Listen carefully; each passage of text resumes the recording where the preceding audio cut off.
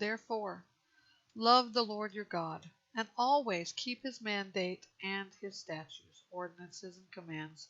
You must understand today that it is not your children who experienced or saw the discipline of the Lord your God, his greatness, strong hand, and outstretched arm, his signs, and the works he did in Egypt to Pharaoh, king of Egypt, and all his land, what he did to Egypt's army, his horses and chariots, when he made the waters of the Red Sea flow over them as they pursued you, and he destroyed them completely, what he did to you in the wilderness until you reached this place, and what he did to Dathan and Abiram, the sons of Eliab the Reubenite, when in the middle of the whole Israelite camp the earth opened its mouth and swallowed them, their households, their tents, and every living thing with them.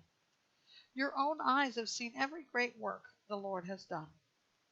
Keep every command I am giving you today, so that you may have the strength to cross into and possess the land you are to inherit, and so that you may live long in the land the Lord swore to your fathers to give them and their descendants, a land flowing with milk and honey.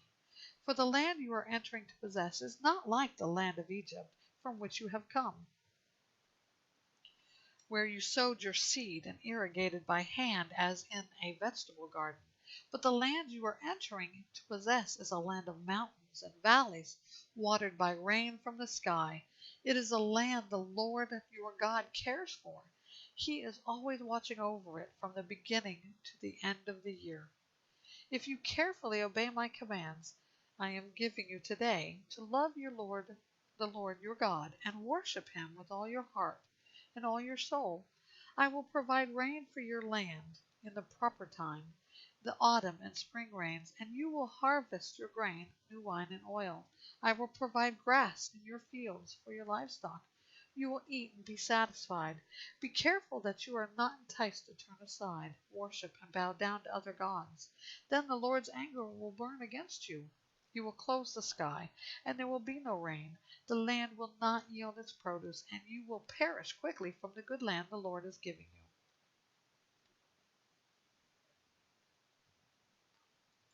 Imprint these words of mine on your hearts and minds. Bind them as a sign on your hands, and let them be a symbol on your foreheads. Teach them to your children, talking about them when you sit in your house, and when you walk along the road, and when you lie down, and when you get up. Write them on the doorposts of your house and on your gates, so that as long as the heavens are above the earth, your days and those of your children may be many in the land the Lord swore to give your fathers. For if you carefully observe every one of these commands I am giving you to follow, to love the Lord your God, walk in all his ways, and remain faithful to him, the Lord will drive out all those nations before you, and you will drive out nations greater and stronger than you are.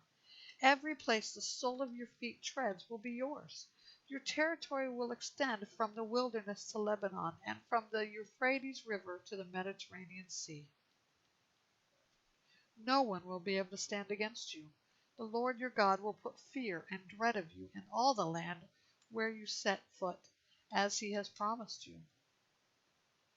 Look, today I set before you a blessing and a curse. There will be a blessing if you obey the commands of the Lord your God I am giving you today, and a curse if you do not obey the commands of the Lord your God, and you turn aside from the path I command you today by following other gods you have not known. When the Lord your God brings you into the land you are entering to possess, you are to proclaim the blessing at Mount Gerizim and the curse at Mount Ebal. Aren't these mountains across the Jordan, beyond the western road on the land of the Canaanites, who live in the Arabah, opposite Gilgal, near the oaks of Moreh? For you are about to cross the Jordan to enter and take possession of the land the Lord your God is giving you. When you possess it and settle in it, be careful to follow all the statutes and ordinances I set before you today.